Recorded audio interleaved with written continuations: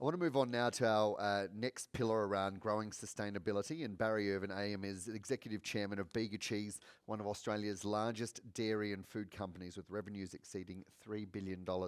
Bega Cheese supplies both the Australian and international markets with a product portfolio ranging from dairy ingredients to a number of Australia's most iconic brands, including Vegemite, Farmers Union, Dairy Farmers and Daily Juice. Barry grew up on his family dairy farm, which his son Andrew now operates. Andrew's the sixth generation to take the farm in the Bega Valley. The long history of farming has meant that Barry has had a particular interest in sustainable agriculture and production and championed a number of environmentally focused projects. Most recently, Barry has led the establishment of a regional circularity cooperative with the ambition of making the Bega Valley the most circular region in the world. Barry has always believed in giving back to the community and is the long-term chairman of Giant Steps Australia, an organisation that provides services to children and adults with autism. Please make Barry Irvine AM welcome.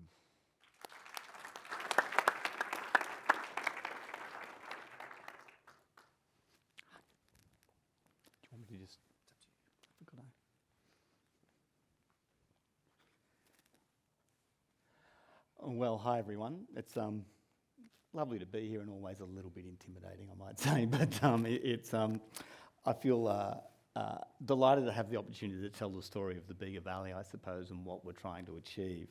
And I always think you should try and be ambitious in what you set out to achieve. And I guess to a certain extent, I always like to start sort of big and come down small, which I think is probably a good follow-on to the session we just had. So the things that sort of get my attention really when people talk about what we need to do from a sustainability point of view, or more particularly a circularity point of view, we talk about one of the big subjects is global emissions, and it's interesting. Everybody tends to speak around energy when they talk about global emissions and solving the problem, and even if we do solve all the energy issues, we'll only solve 55% of the emissions problem. The other 45% will have to come from circularity. And when we think about what that will mean among the aspects of it, it will mean that we start thinking about how we bring natural capital into our cost basis and how we make that work as food producers. This is a KPMG slide that talks to that in very brief terms, and I won't dwell too long because I haven't got too much time. Interestingly, this is a Rabobank slide. So you know, Bega Cheese has had a long relationship with Rabo, and this was actually a presentation for the Northern Hemisphere. But it's interesting that I think we sometimes run the risk of talking about our own subject, and I think we sometimes run the risk of thinking about one thing when we need to think about 10 things. And really, in my game, I'm in the food game. I'm in delivering to my customer an affordable, efficient, nutritious piece of food that will, no matter where they are in the world, in the Western world, but ideally throughout the world, it should also be convenient and it should also be easily accessible. So I think about my game in terms of those games and in terms of the global challenge we are also very well aware of as we balance what we go through. As a slight aside, when I was in year 12, which was a very, very, very long time ago, I was studying 3-unit modern history, and I got a dream question in my HSC exam. It was, describe the causes of World War I. Well, any good year 12 student back in the 70s knew that it was the isms. The isms that we stopped talking about a decade or so ago, probably a little bit more. Imperialism, extremism, nationalism, militarism.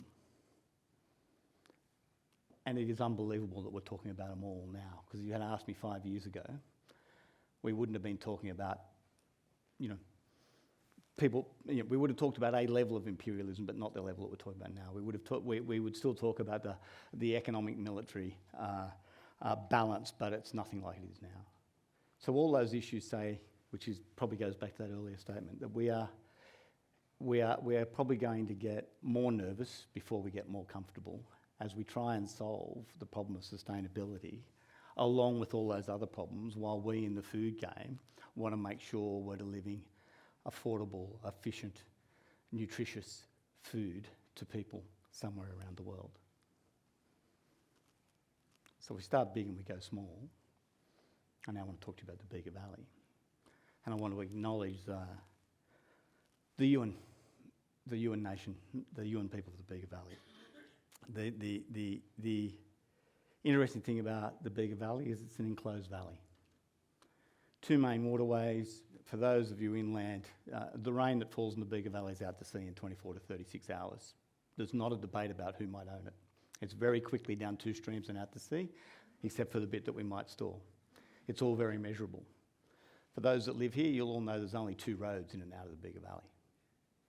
It is an entirely enclosed valley that across the valley has everything from forestry to obviously dairy to beef production to horticulture to, ironically enough, gin distilleries, truffle growers, whatever you might think of, right through to the world's best oysters and a fantastic fishery off our coast. And it is, in fact, where the Indigenous community used to gather. It is the home of the Boonan rings, where rings that can only be seen from the air, where people would gather to, where the local elders tell me often up to 5,000 people would gather from the neighbouring tribes to have corroboree and talk about problems. And I am obviously somebody who's lived there for quite a long time, but my family's lived there for more than 100 years. And so this highly measurable, wonderful microcosm of what might be able to happen in agriculture is actually on our doorstep. So interestingly, I won't dwell on this because it's well known. But in the 20 years that I've been running Bega Cheese, it has indeed grown from $100 million to $3 billion. I've got to say I've worked for Bega Cheese for 30 years. I was the 62nd employee. So there's now more than 4,000. When we started, we all know where Bega is, given that I chatted about the valley. But that's our network of manufacturing facilities today that covers everything from peanuts to citrus to obviously dairy, plant-based, etc. Across the country, we have 20 manufacturing sites employing more than 4,000 odd people, and indeed export to about 40 countries around the world, as well as provide a number of the brands that were mentioned earlier. So I'm obviously very, very proud of that brand. But if tomorrow morning you can't find one of my brands for breakfast, I'm going to be really, really disappointed. What's the purpose of doing that? I never like to sort of be too boastful, and that's not the reason. The reason is that it shows from little things, big things can grow. If I had have told people when I first joined Bega Cheese, in the middle of nowhere with 1% of Australia's milk, that's what we would grow it into, people would have thought I was insane. They would have laughed at me. They might have patted me on the head if they were nice people. They might have done the reverse thing if they weren't quite so nice and told me to go and find something else to do. So with that in mind, we start to think about the challenges of the future. Now Bega, as mentioned earlier, Bega, the company, makes its comments and commitments around sustainability. And we of course do that, and we will of course do that. But we are an old-fashioned company for modern times. We reach right back down onto farm. We have really close relationships with all our farmers. We run all our own manufacturing, and we own all our own brands. And so we tend to be that fully integrated food company that tended to disappear over the last 1 or 2 generations. But we do make these commitments as we think about what our customers of the future will expect. And those commitments lead us to circularity. And I won't bother to go into all the technical detail because I sometimes even struggle with the really wonderful definitions around circularity. It's really as simple as this.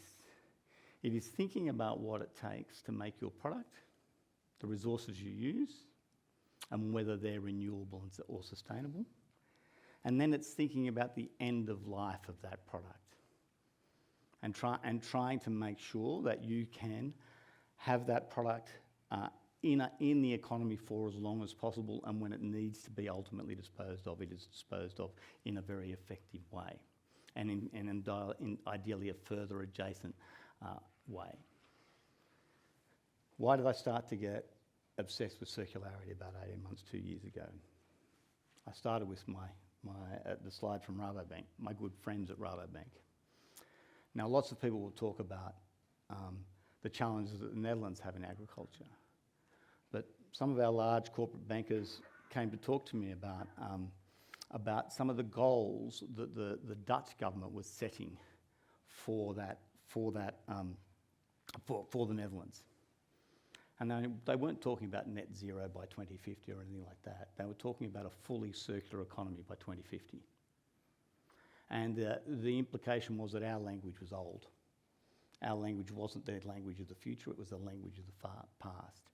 And and Rabo suggested to me that I might need to get my head around that, given that one of my major funders is a Dutch bank. And as I began to get my head around it, we suggested that what we might do, and this is how you start any project, is we might run some training for some of our staff within Bega Cheese. If we're going to do it anywhere, we might as well do it at the home of the company at the 2 big sites there. And we might as well train them in circularity. And we might as well get them to think differently and think about what they could do to make the company more circular. And it was fantastic. We had 40 odd of our senior management staff in their own time spend time learning about circularity and identifying projects and then prioritising those projects as we tried to move Bega Cheese more down this path. I always like my teams, and I especially like it when they put in discretionary effort. So I invited them all out to my house, shouted them all drinks, was standing on my deck with the guys from KPMG that were helping us do the work and Rabobank. But drinking wine with my staff, what better could you do in talking about circularity? And as we drank more and more wine, I started to be honest. I started to say, this will look fantastic in Bega Cheese's sustainability report, but it will not shift the dial. It will not actually make a difference. If we're going to be truly circular, we have to turn the entire Bega Valley circular. And if there is anywhere where it can be done, it is here. I described some of the geographic features earlier. I then went on to add, it is a unique valley. It's got a very large corporate whose head office is still there. It's got very good corporate friends. It's got a singular council, because we need to think about waste and who deals with a lot of the waste, the council.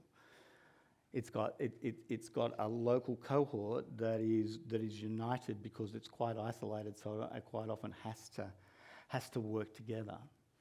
Everything here is measurable. So what we should be doing is making this the most circular valley in the world. And Karen Van Sel, my good friend from Rabobank, who now is back in Europe, just looked at me in a true Dutch way and said, well, why aren't you doing it then? And I took another big gulp of wine and went, shouldn't drink so much, but yes, let's do that. Let's do that. And so we began. And so we began by consulting everybody within the region that we knew, and if we didn't know them, we found somebody that did as we worked our way across the landscape, chatting to everybody about this great ambition to turn the Bega Valley circular. We went on to talk about and we did a consultation that was a bit unusual. We did a consultation that said only 3 things as we wandered across the valley. Tell us what you do. Tell us what your dreams are. Tell us what's stopping you.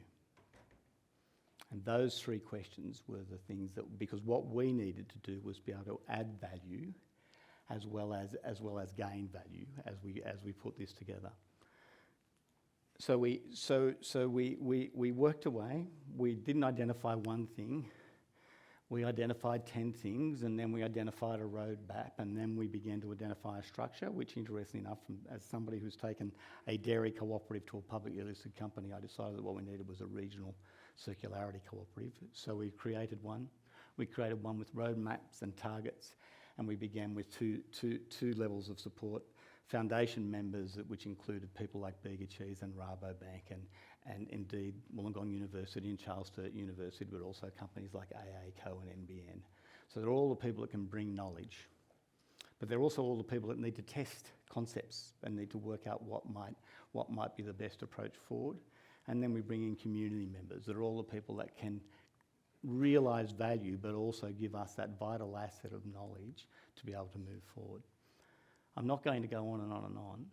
We have put together a very, very effective steering committee, which ironically enough still includes Karen, who moved back to run corporate banking for Rabobank for all of Europe and all of Africa. But she'll dial in this afternoon, as she does every Tuesday afternoon, to the steering committee meeting to talk about A, what we're doing on the ground in Bega, and B, what she's seeing change in the Northern Hemisphere, as do a great many of these people on this call. So it's been an endless surprise to me that we've now been running for about 18 months, and every Tuesday afternoon at 4 o'clock, very, very, very busy people ring into the steering committee to make sure that we continue to progress this forward. Now, there's plenty to be done, and I don't intend to use all my slides, but I will just dwell on this one before I go and sit down, because I've probably used all my 15 minutes of time up.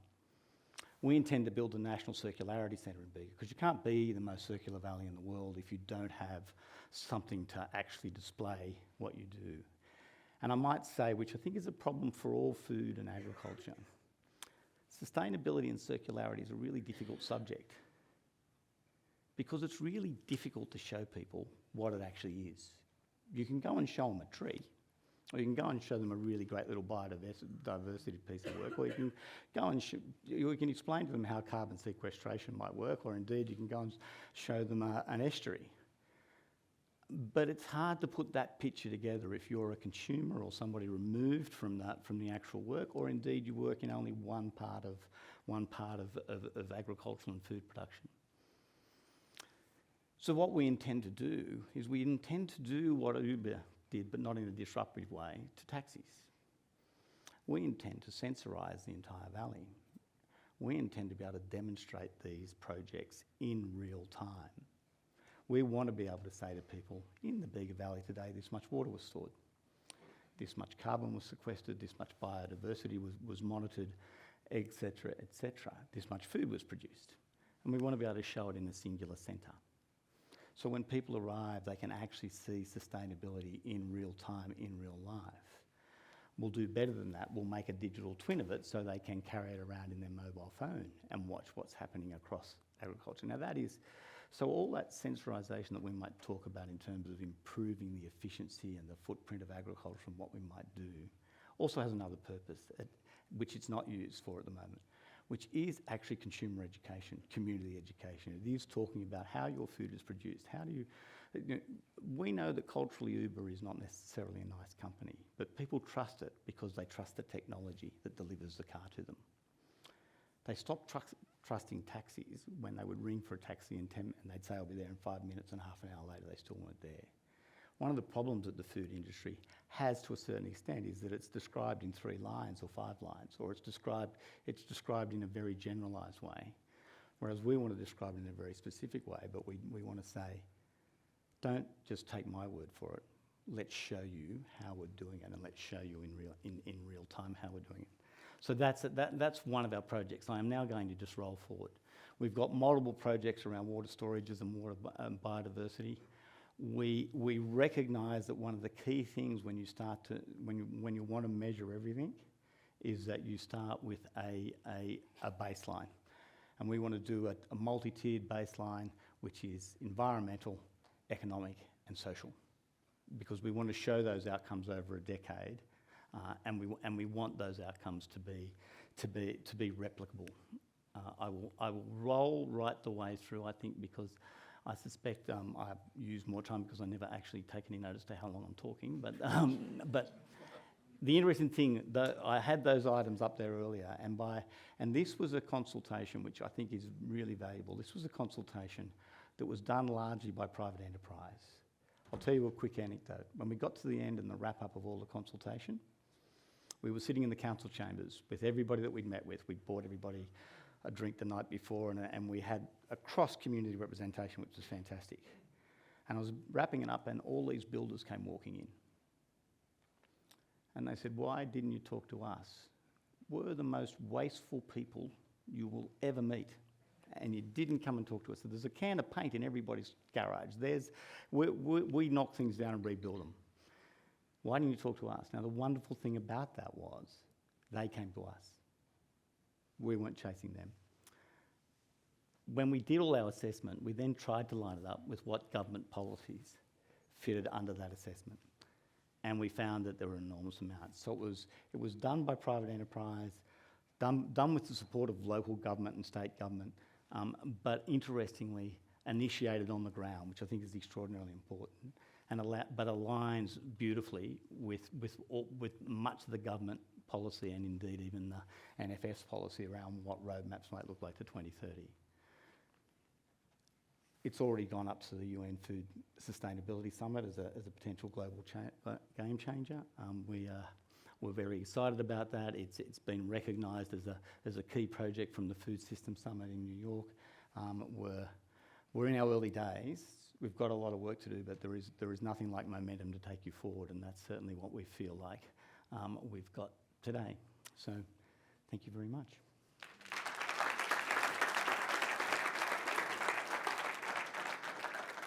Thanks very much, Barry. I also want to welcome down Sam Elsom from Sea Forest. Sam's the Chief Executive Officer at Sea Forest, an Australian company aiming to become the first in the world to produce methane-reducing asparagopsis at a commercial scale. Sam's a passionate environmentalist with over 15 years' experience in sustainability, having founded one of Australia's first sustainable apparel businesses to measure social and environmental impact across supply chains, as well as implementing a satellite factory in India to support poor communities with income, training, clean water and education. Please make him welcome. Barry, you've outlined a pretty ambitious plan that you're clearly well on the way. What are the lessons of how this might be applicable to other regional communities in Australia? So I think I'd probably say two things. I think you do need to capture people. You know, I think it's very difficult to force behaviour on people. And look, our long history of working with farmers says, you know, if we implement really good programs and capture them, and one farmer does it, quite often another farmer will duplicate it, and that's how you get momentum by actually building reputation. I think it's the whole idea of why we think it's important to do it in the valley is indeed that proof of concept. So we have a view that we can prove up an approach quickly, and then it can be applicable elsewhere. And we think we can demonstrate all the models, whether that be in the actual cooperative we've established, or indeed just the models of various pieces of work we do. We think they'll be applicable elsewhere.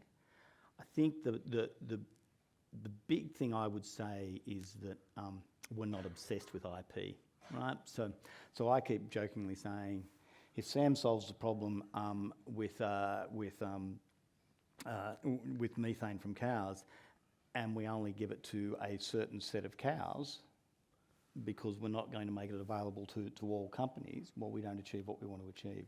So in some cases, you've got to be relaxed about sharing knowledge, and you've got to be relaxed about sharing know-how. And so I think it's absolutely applicable, but I think it's applicable because we take the view that we are doing a proof of concept, which should then be shared. Do you see a link between circularity and that deep connection and buy-in from a community? Can you do one without the other? I think it's more difficult. I think what you'd find is that it's more lumpy. You know, so I think when people say in the Bega Valley, we will do a number of trials with our dairy farmers down there, and people say, yeah, but you know they're very loyal to you, and they're local, and you're one of them. And I go, yes, and that trust is built over 20, 30, 40 years, not over 2 years. And so I think consistency and staying in the game and being constantly there, and actually the way I often talk about challenging issues and indeed the challenge of change is that you need to approach the individual that disagrees with you or is concerned about what you're saying with a great amount of empathy, and you actually need to be able to voice their argument back to them. And if you can voice so you need to listen very, very well so they know that you understand what their issue might be. And if you understand what their issue might be, that's your best chance of enacting change. And I think that's how we've built that trust over a long period of time, by starting by listening. And if somebody is very, very concerned about what you're talking about that you want them to do, but even if they're yelling at you, the great art is to not prepare your answer while they're talking. The great art is to listen very carefully to them, be able to voice that back to them in a calm way, and then look for the path through. And I think it's applicable everywhere, but it is an art form, and therefore I think where there's a lot of trust, you get that outcome. Where there's a lack of trust, it will be lumpy. Yeah, trust is so key. You touched on that a few times. Sam, I want to bring you in. Can you give us a sense of what is sea forest and put a bit more meat on the bone of what is Asparagopsis? Yeah, sure, Dan. You just pop that on. How's that? So Sea Forest is a company that's 4 years old. We were born out of off the back of CSIRO research that discovered that feeding a novel and native seaweed called Asparagopsis to ruminant livestock, and a tiny amount of it could virtually eliminate methane emissions. This science was established back in 2016 and had a critical bottleneck, and that was that no one knew how to grow it. So we put together a team of scientists, Stephen and myself, and we commissioned research at 3 separate universities in Australia and went about trying to close the knowledge gaps and building the capability of being able to cultivate this stuff at scale. Obviously the impact potential was enormous, but there was a huge amount of science that sat behind the cultivation of seaweed, and I won't go into it, but it's a very complicated plant, seaweeds. We then set up a site and facility down in Tasmania where we've established one of the largest marine leases in the Southern Hemisphere, and now have developed also methods for commercial cultivation, both on land and at sea. So we've been working with livestock farmers around Australia, both in the dairy and beef, and also in the wool sector as well. Most notably with one of the wool farmers for MJ Bale, who are now marketing net zero knits and carbon neutral suits off the back of that work, as well as with Fonterra, contracted farms down in Tasmania where they've been feeding a small number of cows and testing that milk for milk composition and also production returns, as well as any residues that might show up of iodine and so forth in milk products. And they've been increasing the number of cattle that they've been feeding each year and aggregating that milk into the supply chain. So there's been a really positive relationship that we're proud of. And now more recently in the beef space. So we've got trials underway with AACO, Rangers Valley, and a number of other beef companies. In addition, actually, we've got a first grass-fed trial with Burger Chain Grilled, where they'll be now bringing out a Sea Forest burger in January. So lots of progress is happening. We've now got it to a point where we can feed, we estimate we would be able to feed around 2 million head of cattle from our existing assets. And, as Barry said, it's difficult when you can't feed all of Australia's cattle. We've got feed supplements that fit into existing, farming systems where you've got controlled feeding systems or access to your animals every day. The work we're doing now is around how do you develop products that fit into extensive grazing systems, lick blocks, boluses, these types of things. But I think to that point, any impact that we can create, whether it's a fraction of the national herd, is still genuine impact, and that's what we need to do. So very excited by the progress that we've made, and look forward to the journey ahead. It's super fascinating. You touched on CSIRO at the start. Do you think we're doing enough, putting enough resources and time into research and development of innovative ways to deal with some of these big challenges in the ag sector? I think one of the challenges we faced, we spent 2 years in pure science, with our fingers crossed and really hoping that we'd be able to get somewhere with a commercial operation supplying this seaweed. But it's still a cost impost on industry.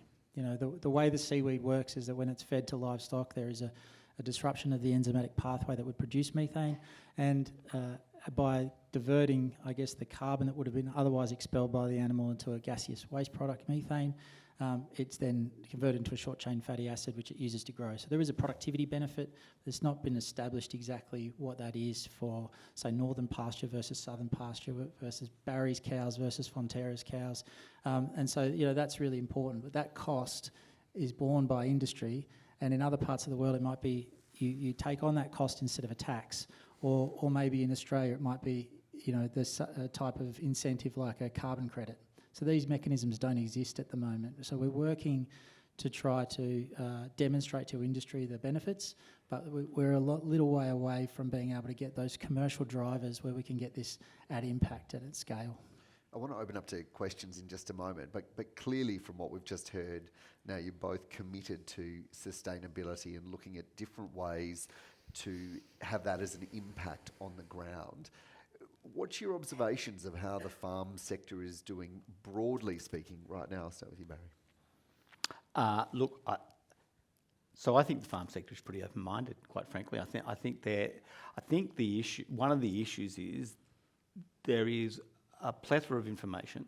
There's a plethora of people going, oh, you just need to do this, or you just need to do that, and again, I'll go back to what I said. They do need trusted actors that go, this is a step-through process. Let's learn to walk before we run. Let's do all of these things. So I think the farm sector is open-minded. To maybe give a small example, which is what we never used to talk about too much in agriculture is enterprise stacking. And one of my nice little stories is, so what happens when you bring a community together? We've got these great young couple who run free-range chickens.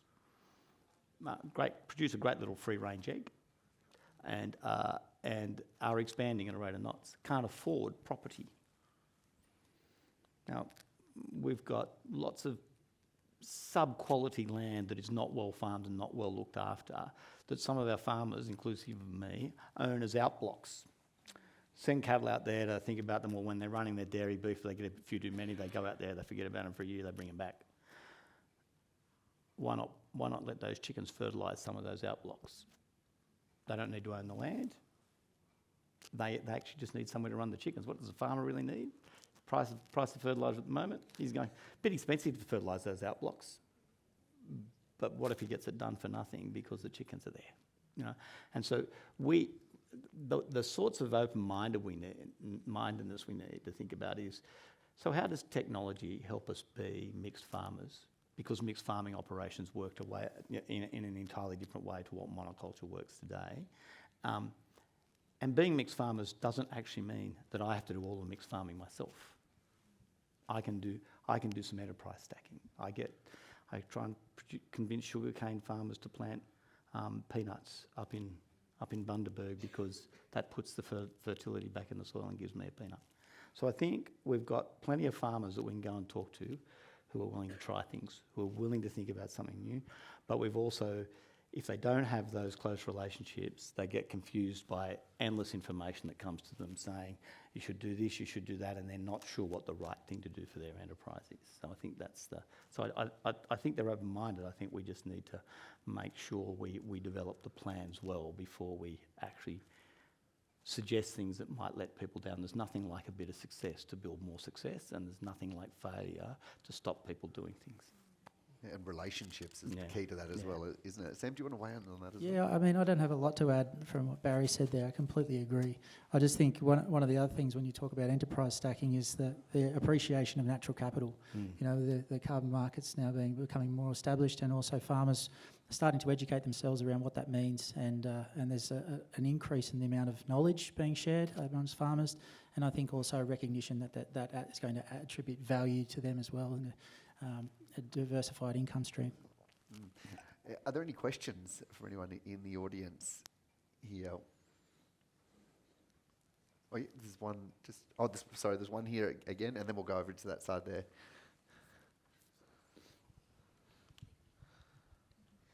Sarah from Farmers Business Network. Sorry, I keep asking questions. It's great. This is for you, Barry. I've worked at CBH, a cooperative, many years ago, and it is, the largest cooperative in Australia, and it has a large footprint. Listening to what you've spoken about, that Bega was a cooperative and obviously has that trust and that relationship with the local farmers, and you have transitioned to a private company now.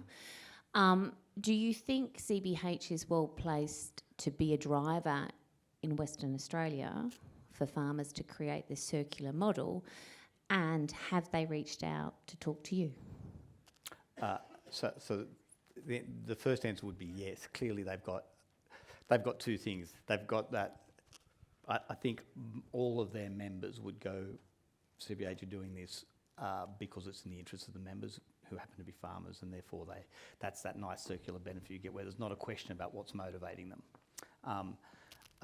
Funny enough, I was over in Western Australia last week because we do have facilities over there and we do have dairy farmers over there.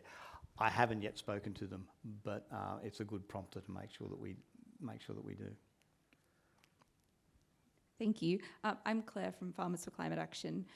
Both of you are doing really exciting work to lessen agriculture's impact on both the environment and the climate, but I'm wondering how this can be expanded when farmers are dealing with successive climate impacts like floods, fires and droughts. Do you come across farmers that want to engage in the exciting work you're doing but just don't have capacity to? And how will we overcome this as climate impacts continue to get worse? Sam, do you want to go on that first? Yeah, I think that's a fantastic question, right? It comes back to the whole fact that there's a cost, and farmers don't have, they don't run necessarily on very large margins, and so when we're talking about sustainability or reducing emissions, which is critically important, who pays for it? And ultimately, we expect that maybe the consumer will pay for it. Hopefully, maybe the government will assist in the commercialisation of such technologies that will deliver outcomes. But it is a challenge for farmers. They're stuck in the middle, wanting to do better. But certainly in our instance, where we have a feed additive that could be introduced, it's a cost, and so that's a genuine challenge. And I think one of the things we represent a company that's taken exciting science out of the lab and scaling it to create an industry scale impact. But there is this critical challenge with farmers: who's going to pay, and how do we realise that climate impact? And I don't have the answer. So interesting. I think those significant challenges, which I talked about the advantages of the Bega Valley. On New Year's Eve 2020, we had one farm completely wiped out, and even the home dairy farm 50% wiped out by those fires that came from the north down. On Australia Day 2020, the fires surrounded us from the south up, so that entire valley got burnt on both sides. If I was to make an observation of how that affected the farmers in the valley beyond the obvious trauma and shock and support, it probably caused them to want to talk more about what they do in sustainability and what they do to try and do their bit to lessen the impacts. And of course, we have to hold in perspective what that might look like. But my general observation again would be that farmers, by their very nature, have a long-term view.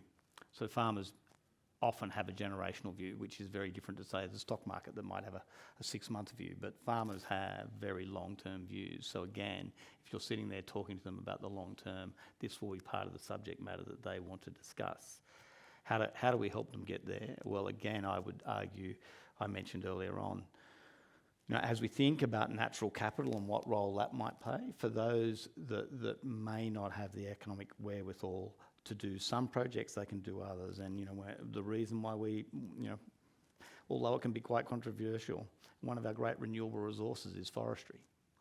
And bringing farmers and foresters closer together and thinking about what we can do there, particularly on marginal country and things like that, I think is extraordinarily important and doesn't necessarily create a financial impost, but creates an economic opportunity for the farmers, and that's also included in biodiversity and other things. So again, I always talk too much, but if we think, I put that picture up at Bega Cheese, right, and the way I thought about the strategy for Bega was to actually map the entire Australian dairy industry. when we had nothing. So, you know, I think in a number of ways we defined poor. And I mapped it. And I mapped it to show, well, if you had a blank sheet of paper, what of this would you like to own? And what of this would you not want to own? What of this would you invest in? What of this would you relocate? Et cetera, et cetera. That map, in the end, if Bega's renowned for one thing corporately, it moves fast in terms of corporate acquisition. It moves fast because the work was done a long time ago, even when we didn't know how we might do it. I tend to think of the valley like that. So I think of the Bega Valley and say, what if there was a blank sheet of paper here? A more aggressive way of saying it, what if you owned it all? If you owned it all, what would you do? And I think in terms of farmers, when you look across a region or a valley or across an area, you go, if we had a blank sheet of paper, how would we design this? It doesn't cost you very much if you get the right people talking to you. How would we design this? It doesn't necessarily mean that we've got the wherewithal to do it tomorrow, but at least we know where we'll invest, what we'll do next, take an opportunity when it comes. So if suddenly there's a government pool of money that says we're really interested in funding this, you look on your blank sheet of paper and you go, I actually wanted to fund that. And I think that planning is really important in terms of how you might get this right, even if the ultimate goal seems really difficult. Sam, do you want to weigh in on that as well? That was. I think I already answered. Yeah, You've already answered. you already did. Yeah, so that says I did talk too long. Answered it for everyone. Well, that's perfect. We are going to have to leave it there because we've run right out of time. But thank you both so much. Do you mind if I just wanted to ask a quick question to Barry. Oh. When you sorry to right. take No, it go again. for I just thought when you started, you said, or when you were presenting earlier, you said that you had this vision for Bega, but if you had presented that vision at the beginning, everyone would have thought you were mad. Was that the vision? Yes. Yeah. So that yeah, largely. I mean, look, there's a few extras in there that I didn't actually think I would pick up along the way, and there's a couple of things I've missed over time. But if I looked at it generally, I would say that was exactly what we. So this will be. It's only slightly controversial, but it's really interesting in Australia, and it goes back to that earlier the earlier session. For some reason, Australians are really good at doing the baseline production of food. So, you know, producing a litre of milk or a kilo of meat or whatever we might do in hort. But then we don't think we're good enough to manufacture it, and we don't think we're good enough to market it, and we don't think we're good enough to brand it. And we have 4 reasons that are beyond me, have sold that to multinationals, and I've got no problem with foreign investment. I think it's great and it's fantastic, and if it accelerates development, it's a great thing. But I always thought that we should have an Australian-owned company, and that can be that traditional, fully integrated business from right on the farm right the way through to the end customer, which was very old-fashioned when I was saying it 20 years ago. But people are now going, oh, what we need is. And so that was the philosophy, and then it was about, well, if you're doing that, how are you doing it? Really, really impressive. Well done. Yeah, thank you both so much. Barry Irvine, AM, Chairman of Bega Cheese, and Sam Elsom, CEO of Sea Forest. Please thank them both. Thanks, Sam.